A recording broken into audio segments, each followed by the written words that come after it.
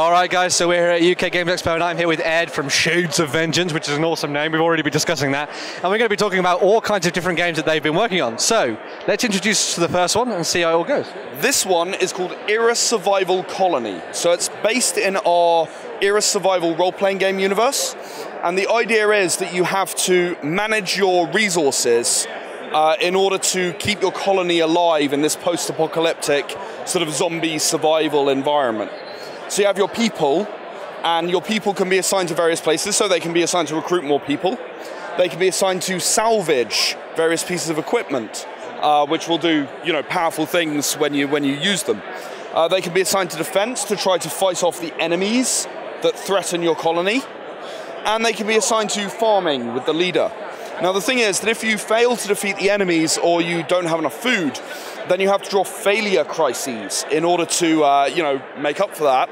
And those things sort of devastate your colony. So you might lose salvaged equipment, or people might die, or there might be more enemies next turn. You also get a yearly crisis, which can either be a no crisis if you're very lucky, or you can get some various unpleasant things happen to you. So yeah, it's a cooperative survival game for 1 to 4 players. I always like a bit of solo play. It's always pretty good. So. Well, not in that way, but anyway. Yeah. I don't have any friends, so I thought maybe I'd make a one-player game. So that's that one. Moving on, we've got Era Liars Definitive. So we've released Era Liars already as a smaller rulebook, but this one here is the definitive rulebook, and it's actually got everything that I've learned over 5 years of running the game. Oh, cool. That's pretty awesome. So it's got a huge amount of additional information. It's got a bestiary of all the creatures you might run into. For example, I want to get to the picture here, the fearsome were-rabbit. Everybody loves a were-rabbit. There are 2 ways you can tell whether a rabbit is a were-rabbit. Okay, what are these 2 ways? First of all, you can hold it up by the ears, right? And you can check around its eyes really carefully to see if there are, bags. Sounds safe. Sounds safe. Awake. The second way is you can open the hutch and order it to clean. And if it's not, it'll sit there and do nothing. It'll just look at you and won't understand. But if it's a were-rabbit, it will immediately jump for your jugular. These seem like pretty easy ways to find out if something's a were-rabbit. Yeah. It's the perfect way. And we've got all of the extra stuff we've made during the years. I've also enhanced the armor, the equipment, so anyone who has Era Liars already. Audience generation as well, massively enhanced. The game is all about telling your story to the audience rather than actually going on the adventure. You like your limbs. So you're not going to, you're not going to sort of go out and fight things with a sword. You're not crazy. No, you're just going to go ahead and tell your story to all of the audience and get all the golden glory you probably deserve anyway. That sounds pretty cool to me, yeah. So then moving on down, we've got Era the Chosen. This is our latest tabletop role-playing game. It's a horror game. Cool, I like a bit of horror. You've got to fight off the Ananasi, which are a group of creatures that can enter our universe and tend to snatch people away. So you've got to choose your clan, all of which have different abilities, and then you've got to venture into the Lost Lands, which is this sort of middle realm between our universe and theirs. And in order to defeat them, you're going to have to overcome your horror. So it is a horror game. You gain triggers, which basically they make your character more likely to panic at any time and then be completely unable to act. And as you gain the triggers, you become more and more likely to sort of have a moment where you're just completely gone.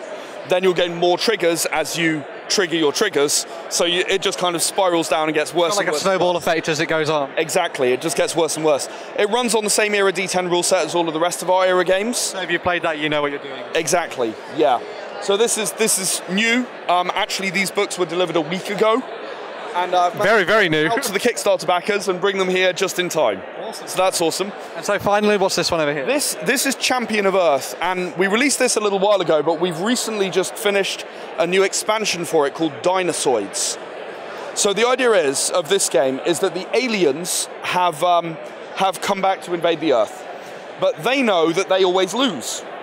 So they've gone, okay, well, if we're going to lose, this time we're going to win, right? So they've raised the undead, and they've brought forth creatures from the shadows in order to bolster their army. Sounds like a good way of securing victory. Well, I mean, for some reason, humans weren't ready for this. I would have thought it. I really would have expected people to see this coming, but apparently not. So then, on top of that, with the expansion, there are a couple of expansions now. There's a robots one, where they strike a deal with the robots. They're going to give them a piece of Earth. They don't realize that it's a fiery death in the molten core. All robots. And they create the dinosaurs with a horrific genetic recombinatron, which sounds epic. The worst traits of dinosaur and human. As you can tell, it's a bit of a jokey game.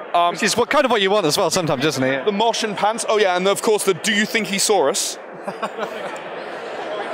We have the Martian pants, which let you reclaim an item from the old deck, because they just let you pull it out of your pocket because they're Martian.